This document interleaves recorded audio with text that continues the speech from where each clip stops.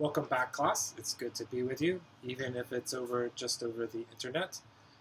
Today we're going to continue Lesson C in Unit 8 and on page 101. I'm sitting outside again today, so there is a lot of background noise. You may hear a leaf blower or the nail gun on the house behind me, but hopefully you will be able to hear me enough that we can do today's lesson. If you remember yesterday, or in our last class, our last lesson, we started Lesson C, and we were talking about participle adjectives. And participle adjectives are verbs that we add ed or ing to, and their job becomes an adjective. This is not all. I cannot say this is always, because in English, always is very seldom. But in this context, in this lesson, we're going to be adding ed or ing to a verb, and then it becomes a participle, and that job of that participle will be to serve as an adjective. And if you remember back, we were talking about these adjectives that describe the way I feel, or what we think or feel about a situation. And so, for example, we did yesterday,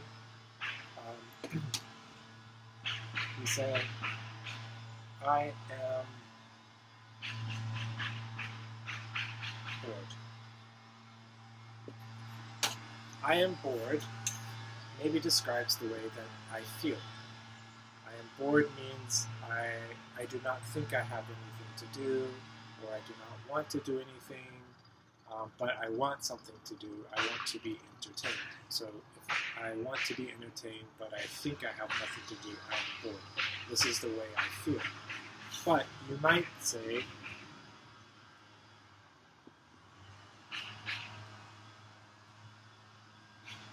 if you want to talk about the class, we're going to say that it is boring, right? So if we're talking about the way a person feels, so if it's I, he, she, they, we, Bob, Susie, we're going to use the adjective with the ed, bored, frightened, irritated, excited. But if we're talking about a thing like the class, the pandemic, or if we're talking about someone, if we could say the teacher is boring. We're not describing what the teacher feels, but what we think about the teacher. So we're describing what we think about the class, the pandemic, the teacher. We're going to use ing. The class is boring. The class is exciting. The class is irritating. The class is maddening, right? So if the subject is a thing, or if the subject is something we're describing, we're going to use ing. But if we're talking about the way a person feels, I am bored. He is bored. She is excited. They are irritated. We're going to use ed. So let's check our work from yesterday. And we are on page 100 for that. So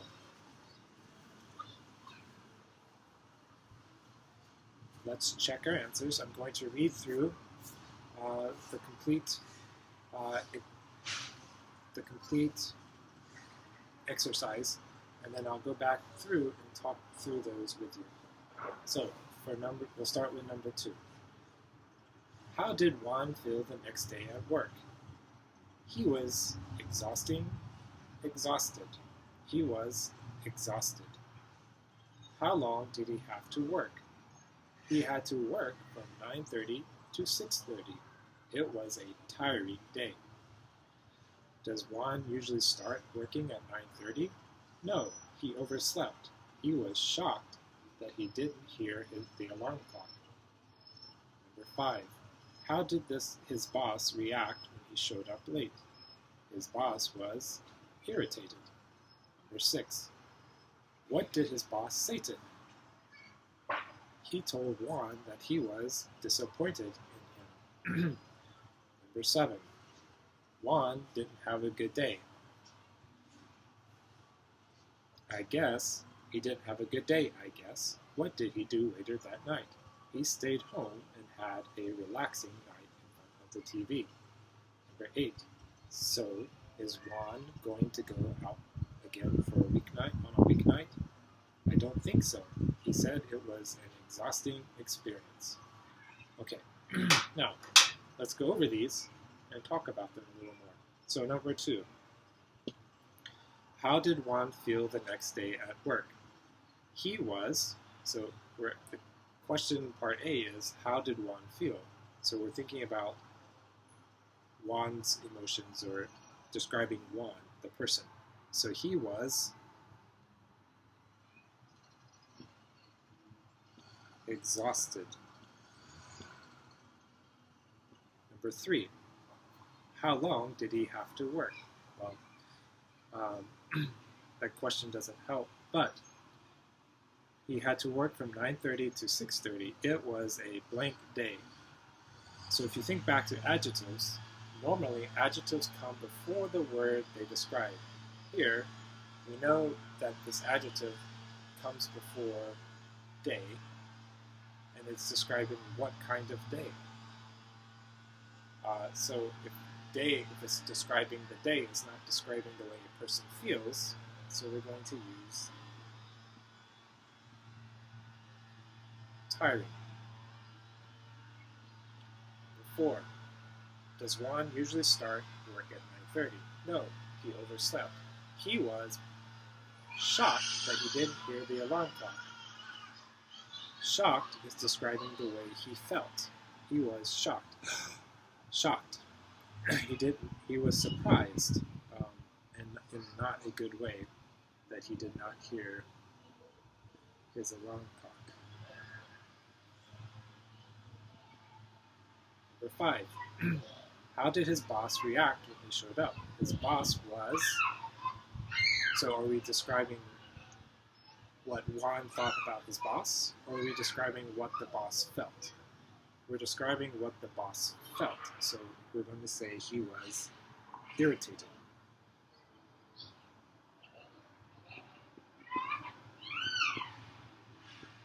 Irritated is like saying he was upset or angry. So, number 6. What did his boss say to him?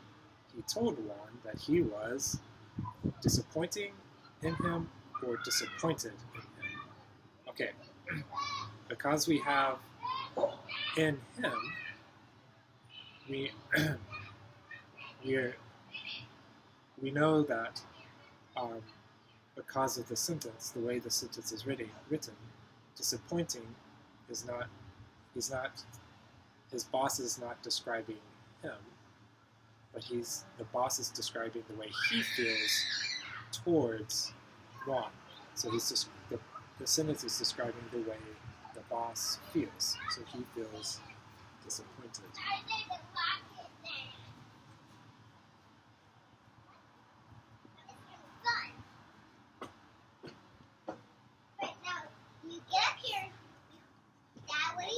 Number 7. We might be interrupted by my children in just a minute.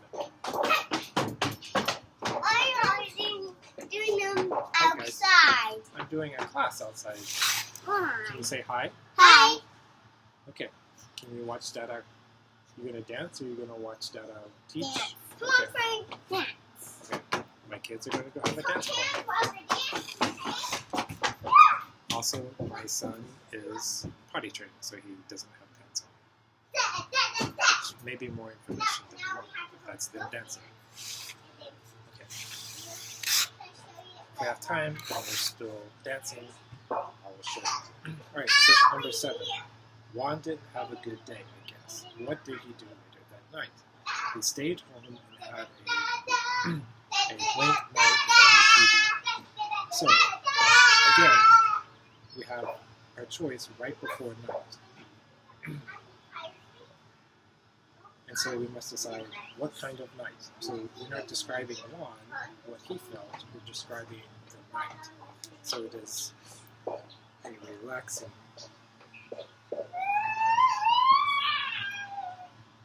night. Alright, number 8. So is Juan going to go out again on a weeknight? I don't think so. He didn't. He said it was a blank experience. So, are we describing the way Juan felt, or are we describing experience? We're describing experience. So we're going to, because that's a thing, not the way Juan felt, we're going to use ing. So, exhausted.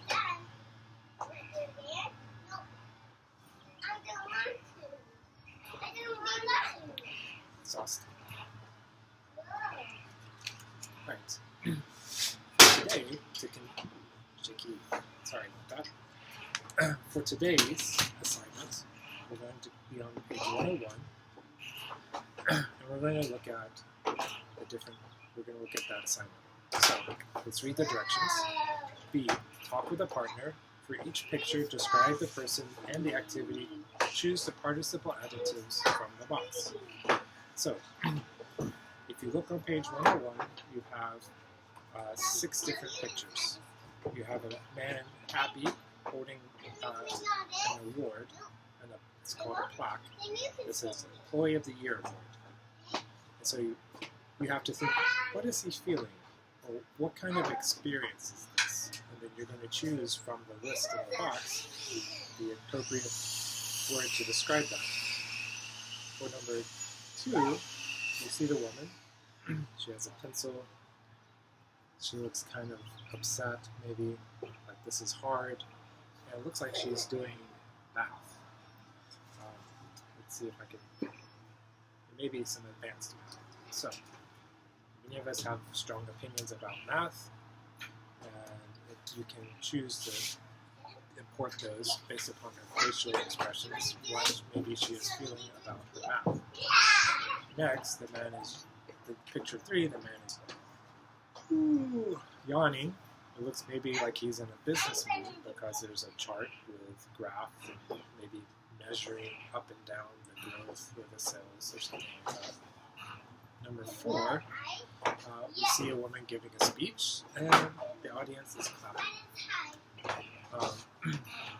A tip for number 4, think about, so maybe when you're talking about how someone feels, maybe it's not the speaker, but the crowd that you describe the way they feel. Just a simple tip. Because she looks happy, the crowd looks happy.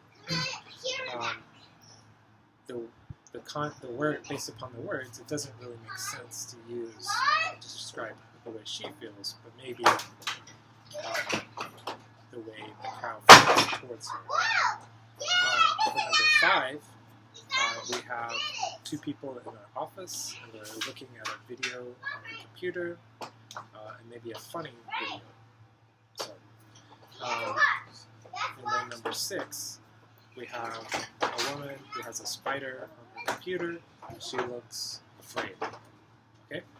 So you're going to take these pictures, and you're going to make 2 sentences about each picture, and I want you to do one with an adjective ending in ed, so the way a person feels about the situation. And then I want you to do an ing adjective as well that describes the way the person feels about the situation. So, for example, at the top of the book, top of the page, in the green dialogue bubble, it says, about picture number 1, the man is excited because he has a smile. He looks excited, right? And for the describing the situation, what is he doing? He's receiving an award or getting an award. So getting an award is exciting. to use ing. Okay? So we have two choices of words. We have positive words and negative words. Positive means good, just as a reminder. Negative means the feelings are not as good.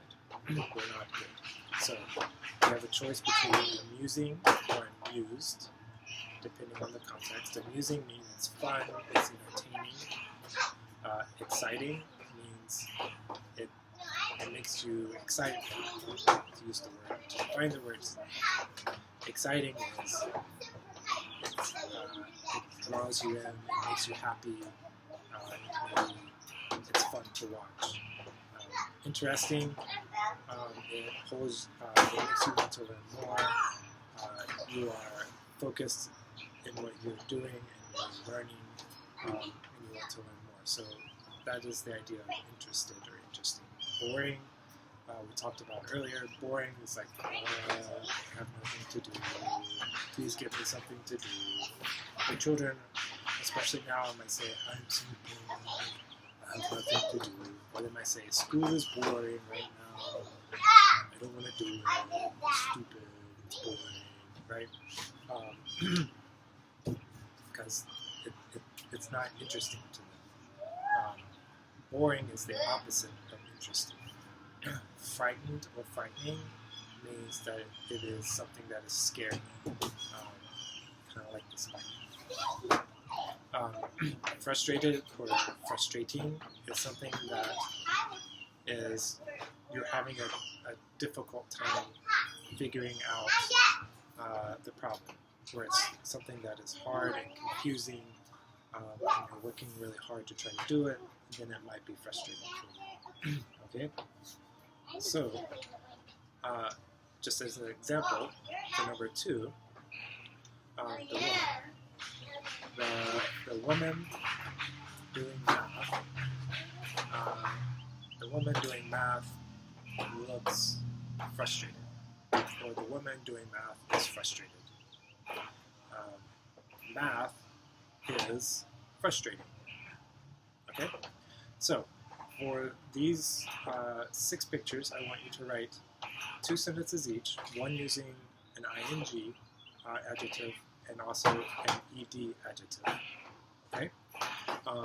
Once you've done that, feel free to text me your answers if you want me to check over them. I'm happy to do that. And then, also, if you get a chance, try practicing with your husband. Just practice vocalizing and speaking these things.